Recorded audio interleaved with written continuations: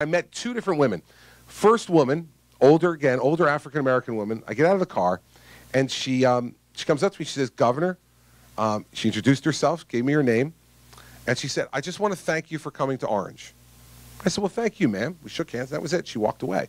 The press swarmed over to her, and they asked her, what'd you say to the governor? She said, I just thanked him for coming to Orange. They said, well, did you vote for the governor in 2009? She goes, no, I voted for Governor Corzine.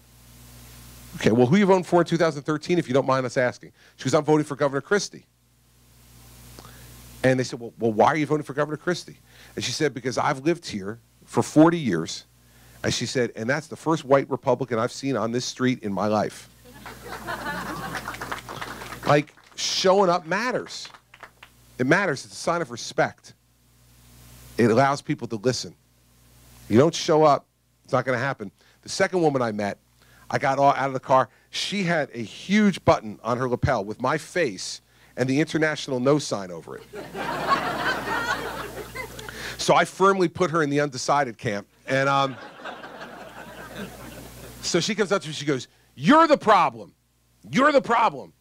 And she's yelling at me, pointing her finger at me. And I said, why am I the problem? She said, you're the problem. You know why you're the problem. I said, no, I really don't know why I'm the problem. I said, but how about this? I'm walking 10 blocks this way and 10 blocks back. Why don't you walk with me and you could tell me why I'm the problem? And I put my arm around her, and we started walking. And she started griping about things, and I started answering her back. And she stayed with me the whole 10 blocks up and the whole 10 blocks back. And we were going in and out of businesses, and I was meeting people and campaigning with the mayor, and the mayor was looking at me like, what are you doing with this woman? And so finally, we got back to the car. And we had had a really good conversation by this point.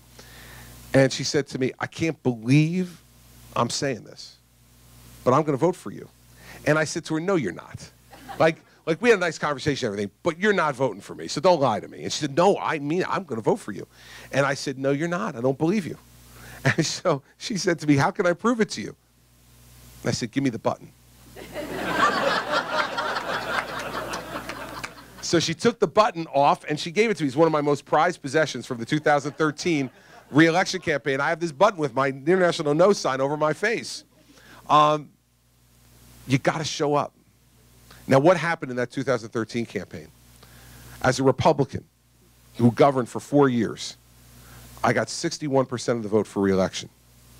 I won the Hispanic vote in New Jersey, 51% of the Hispanic vote. We won the Hispanic vote in New Jersey. I got 22% of the African-American vote, up from 9% 4 years earlier. And in the race against a female opponent, who was an 18-year Democrat state senator, we won 57% of the female vote. You know, the fact is that this business is complex, but not complicated, right? You just have to work. And you got to listen. And people just want to be treated with respect. And so you need to be smart about what you say and how you say it, the tone of what you say, and you got to go and show people the respect that they deserve. If you think about it, it's no different than this process, right? Iowans do not like people who come in here on a private airplane, land, give a speech in some rally, and then leave. They're like, okay, that's fine, but like, when are we going to see you at Mickey's? All right? Like, when are you going to do that, right? When are you going to serve alcohol from behind the bar at the state fair? When are you going to come to my kids' school? When, like, that's what you want. Why is that important? It's a sign of respect. It's a sign from me to you that your vote matters to me, that your problems matter to me. And when I come there and I listen, that's what makes the difference. And here's what we've got to stop worrying about. Young people are no different on that score. African Americans are no different on that score. Hispanic Americans, Muslim Americans, they're no different.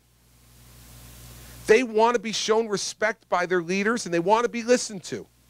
And then they want a leader who's going to actually govern and not just pontificate. It's not complicated, everybody. It's complex, but it's not complicated. And the same reason you demand this interaction from us to earn your vote is the same reason any other American wants to try to have attention at whatever level they can get it to earn their vote. That's what I'll do.